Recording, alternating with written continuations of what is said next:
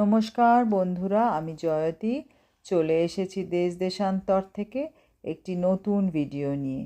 আশা করি সবাই ভালো আছেন। আজ বুধবার সকাল 10:45 বাজে। 10:45 থেকে আমার ক্লাস।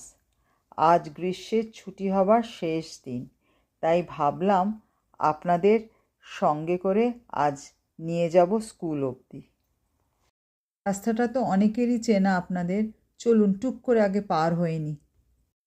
বাবা, যা গাড়ি দুদিক থেকে স্পিডে আসছে, শান্তি মতো এপারে চলে এসছি। এই যে গলিটা দেখতে পাচ্ছেন না, বাঁদিকে অ্যাপার্টমেন্ট বিল্ডিং আর ডান দিকে টেনিস কোর্ট। এই গলিটা ধরেই আমাকে কিছুটা যেতে হবে। আর গলি পেরোলেই এই যে বিল্ডিংটা দেখতে পাচ্ছেন, এটা হলো সরকারি লাইব্রেরি, যাকে আমরা বলি জ্ঞানের ভাণ্ডার। আর দুপা গেলেই হাই স্কুল। আমাদের এলাকায় এটাই একটি হাই স্কুল আছেন, গ্রেড 9 থেকে 12 পর্যন্ত। আর হাই স্কুলের সামনে দেখেছেন সারি সারি গাড়ি দাঁড়িয়ে রয়েছে। এই গাড়িগুলো কিন্তু শুধু স্কুলের স্টাফদেরই নয়, এছাড়াও এগুলো অনেকগুলোই ছাত্রছাত্রীদের। আসলে অনেকেই হয়তো জেনে থাকবেন, 16 বছর বয়স থেকে এখানকার ছেলেমেয়েরা ড্রাইভিং লাইসেন্স পেয়ে যায়। এখানে যেহেতু পাবলিক ট্রান্সপোর্ট খুব একটা চলে না, তাই ড্রাইভিং জানা খুব জরুরি। তাছাড়া প্রতিটি ছেলে মেয়েই গ্রেড 9 থেকে কাজ করা শুরু করে। স্কুল ছুটির শেষে এরা নিজেদের গাড়ি চালিয়ে সোজা চলে যায় তাদের কর্মস্থানে। বেশিরভাগই স্টোরগুলোতে কাজ করে, আওয়ারলি বেসিসে আর্ন করে। সব থেকে ভালো লাগে আমার এখানকার ইকুয়ালিটি অফ লেবার।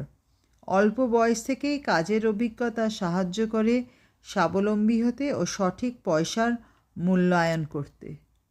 দেখেছেন পথের ধারের গাছগুলোতে কি সুন্দর কোথাও বা আপেল বা চেরি ঝুলছে। এবার চলুন ওই দিকের রাস্তাটা ধরি। দেখেছেন স্কুল বিল্ডিংয়ের পাশে এই যে বড় বড় কাঠের ঘরগুলো, এগুলোকে বলে পোর্টেবল। এলাকায় যখন বসতি বাড়ে তখন স্কুলগুলোর ওপর বেশ চাপ পড়ে। বেশি সংখ্যক বাচ্চা হয়ে গেলে এই পোর্টেবলে ক্লাস হয়। বড় বড় ট্রাকের পেছন করে এই পোর্টেবলগুলো বসানো হয়, কারণ যেহেতু সরকারি স্কুল, অ্যাডমিশন টেস্টের কোনো বালাই নেই, আর এলাকার কোনো বাচ্চাকেই বলতে পারবে না যে সিট নেই, তাই পোর্টেবলগুলো বসিয়ে তার ভেতরে ক্লাস হয়। ট্রাকের পেছনে করে এই পোর্টেবলগুলো নিয়ে আসা হয়। এলিমেন্টারি, মিডল বা হাই স্কুলের যে বছর ছাত্রছাত্রীর সংখ্যা বেশি হয়, সে বছর সেই অনুযায়ী কয়টা পোর্টেবল লাগবে স্কুলের প্রিন্সিপাল নির্ধারণ করেন। সেই কয়টা পোর্টেবল বসানো হয় মেন স্কুল বিল্ডিংয়ের পাশে।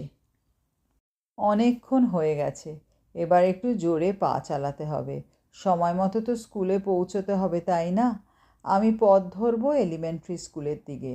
এলিমেন্টারি স্কুল হয় kindergarten to grade 5, middle school 6, 7 and 8, high school তো আগেই বলেছি 9, 10, 11 and 12।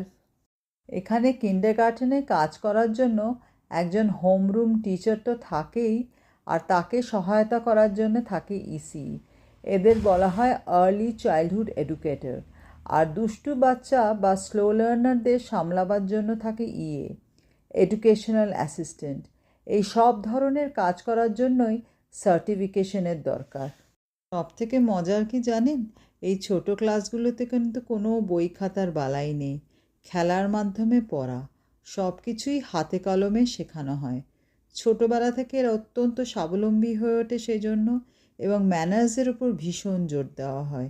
Please and thank you এই দুটো ম্যাজিক ওয়ার্ড, যা ঘরে এবং স্কুলে ছোটোবেলা থেকেই রপ্ত করানো হয়।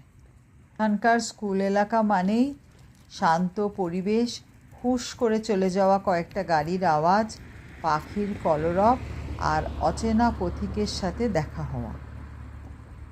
ওদিকে আমাদের দেশে স্কুল এলাকার সামনে দিয়ে যাওয়া মানে বাচ্চাদের কোলাহল, ছেলে মেয়েদের পড়াশুনো নিয়ে মায়েদের জোর আলোচনা, খাতা বইয়ের দোকানে উপচে পড়া ভিড়, হজমি কাকু ও ঝালমুড়ি দাদার দোকান, বাস ও গাড়ির হর্ন। পৃথিবীর দুই প্রান্তে দুই দেশ ও ভিন্ন পরিবেশ। এবার এই সবুজ ঘেরা উঁচু নিচু রাস্তা দিয়ে আমার রোজ যাওয়া আসা। ঋতু বদল হওয়ার সাথে সাথে কখনো গাছে নতুন পাতা ধরে, পাতার রঙের পরিবর্তন হয়, আবার কখনো বা পাতা ঝরে পড়ে যায়, কিন্তু দুপাশে সৈনিকের মতো দাঁড়ানো গাছগুলো দীর্ঘ অনেকগুলো বছর ধরে আমার পথ চলার সাক্ষী। ইতিমধ্যে আমি স্কুলেও পৌঁছে গেছি, এবারে ভেতরে ঢুকে যাব।